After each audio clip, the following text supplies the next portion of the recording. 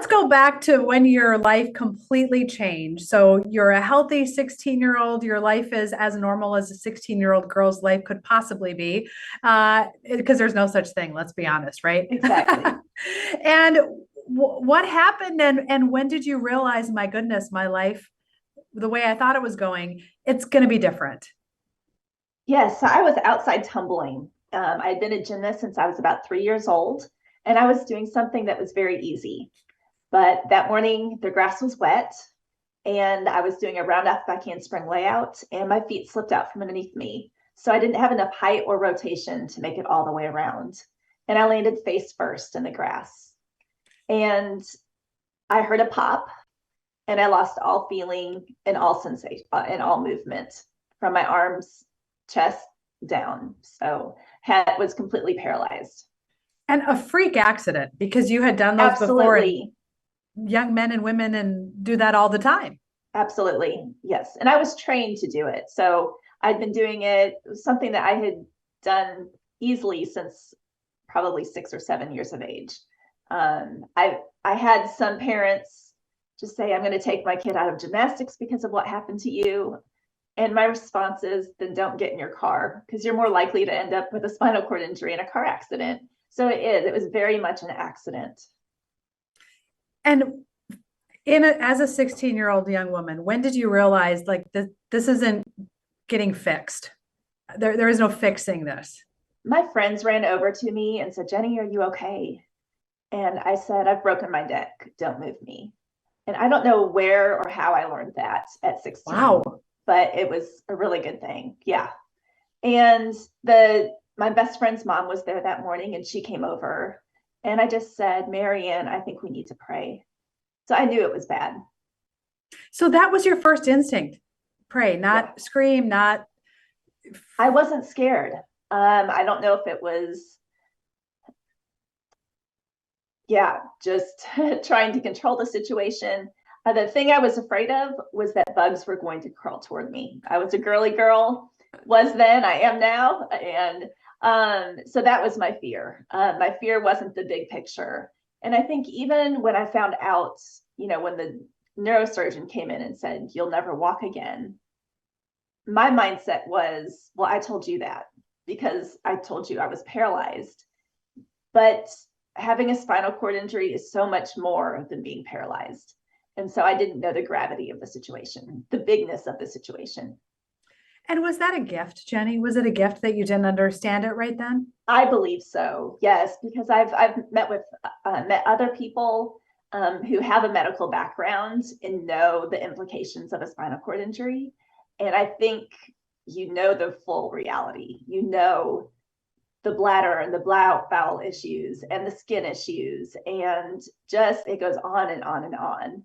And so to just think it's about walking is big enough. I mean, that's a blow to your system. But all of the other repercussions of a spinal cord injury, I had no clue. So I do think that was a blessing. And a 16-year-old girl is thinking about driving and prom and high school How do I put my graduation, makeup on? right? Not thinking about children, or, I mean, that's like way Right. far down the road. Exactly. So did you then emotionally, because there's the body part of this, but then there's the emotional and the mental part of this, did you have moments of breakdown or realization, or did you kind of quickly move to, man, I'm going to conquer this? How did you mentally move through it? It was a combination of both, and I didn't do it well. There is no well. I How could you I do that didn't well? well. I stuffed because I had already perfected the art of stuffing my emotions. Having been a gymnast, knowing that hey, when there's pain, when there's frustration, you just stuff it. You go push through it. And I'd grown up in a family where we really didn't express emotions, so I didn't know how to do that. And even with my best friend, we never really talked about my injury. We just kind of went on. And so there was that side of it of really ignoring that. And I was truly positive. But part of that, you hear, oh, you're so strong. You're so courageous. You can you're just being such a strong person through this. And part of me didn't want to let other people down. And I don't know if that was conscious or not, but looking back, there was definitely something there. And then I had grown up in church, and I really kind of thought a good Christian shouldn't be mad at God. And so there were a lot of those kind of the things under the surface that I didn't really want to touch at the time. And that eventually comes out. So that was part of my process of growth as well. You can only stuff for so long, and then it's still there. It's coming out. The first time it really came out, I remember 2 times. One was in therapy. I was on the mat, and my physical therapist was asking me to try to do a push-up. And at the time, I had some trace triceps on my left side, nothing on my right. And I just, push-ups, I can pull, 50 of those, no problem, after a workout at the gym, and just nothing, just couldn't do anything. And that was when I first broke down. The second time, like, just for context, how long was that after your injury? 2 or 3 months. Oh, wow. So within the first 2 or 3 months, because I was in rehab for about 2.5 months. Yeah.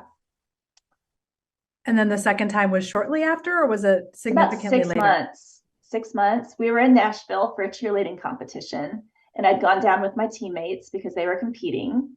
And I was in my wheelchair pushing around through the thick carpet, trying to fit in with them, and clearly not fitting in. At least I felt like everyone was staring at me. And the year prior, everyone was looking at me going, wow, look at her. And that year, it was, what is she doing here? And that's really the first time that I realized I'm no longer a gymnast. And so my identity was just shattered in that moment. Boy, there's parts of your story that are so applicable to everyone, which is Absolutely. Yeah, I mean, the identity is perhaps in the wrong thing, number one. Yes. I don't want to deal with it. I'm going to not talk about it. Maybe it's not even here if we're not talking about it. Mm-hmm. And things change, right? I mean, Yes. Again, teenagers, tricky. They don't get that, but and there are a lot of adults who never figure that out, right? The plans that you have really never work out exactly how you think they're going to. Mm-hmm. Yes. What other parts of your story, Jenny, do you think resonate so well? Because when you talk to folks, and you wrote your book, and it isn't just for folks that have gone through the exact same situation, it has a much more universal attraction. Yes, I think the biggest thing is that we can all live the impossible no matter what happens to us in life. And that impossible is going to look different for every single one of us. My impossible happens to look like a wheelchair, but for other people, it could be being single or not being able to have children. So there's so many different things, but how do I love the name of your podcast, Flip Your Script. How do you flip that? And okay, let's work with what we've got, and what can I do in this situation? But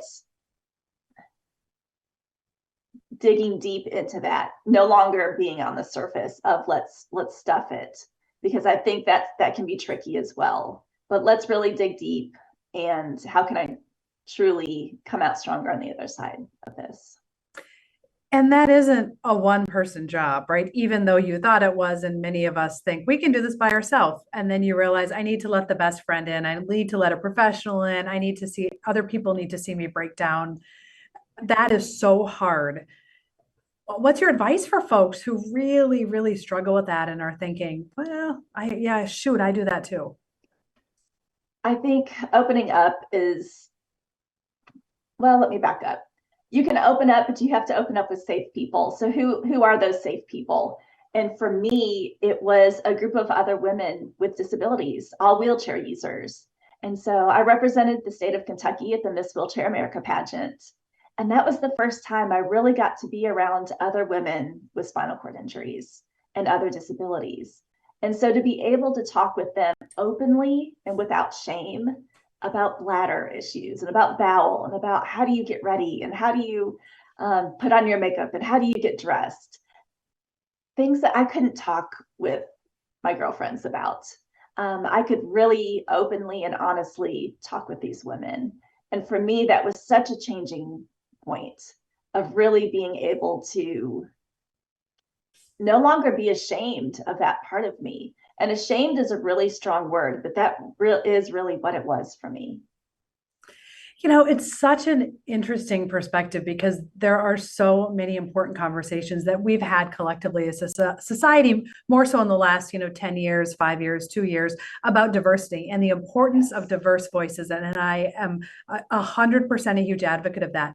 And perhaps the thing that we talk about less lately is how important it is to also have people who are very connected to the thing that you struggle with or the thing that you hold inside that you need to talk about. And I can't imagine talking about going into, I remember very, very specifically when I had my first child, there were women around me and they never told me some stuff that happens after. And, back then, 20 years ago, no one told you about the stuff that happens after. And I remember calling them like, you never told me. And darn it, I wish they would have, but they thought they were protecting me.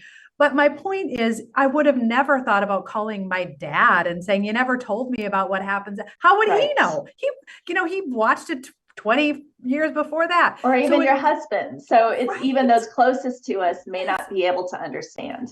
Yes, so it's so important to have the diversity and to have some people who are closely aligned with your specific situation perspective because they can support you when you need it because they may be the only people who understand. Yeah, and they've been there, they've done that, they've got the tricks, they know what to do in certain situations, and it's just so helpful. Yeah. And even if they don't have a solution, they can go, yeah, it sucks. And that is enough sometimes just to hear someone else say, it's really hard. And they would have empathy in a unique way. Very much. And some folks have found that kind of support on social media because there are some of these groups for particular different situations and different scenarios. And so if you're someone listening thinking, boy, that would be really nice to have people to call, I don't yet. I encourage you to find someone you can talk with or get in a group of people similarly situated, whether you're struggling with relationship or childbirth or weight or relation. Like there's all these different things that people like, oh, I don't really want to talk about that. But there are places. There are. And I think local communities often have really good groups as well. And I think there's something about being in person that is really important too. Sometimes we can hide behind that screen still, where when you're in person, it's a little bit more real. Yeah, so that's a really good reminder. And after the last couple of years pandemic, we should all remember the gift it is to be in person and what it's like when we don't have that opportunity. So that's a really good reminder.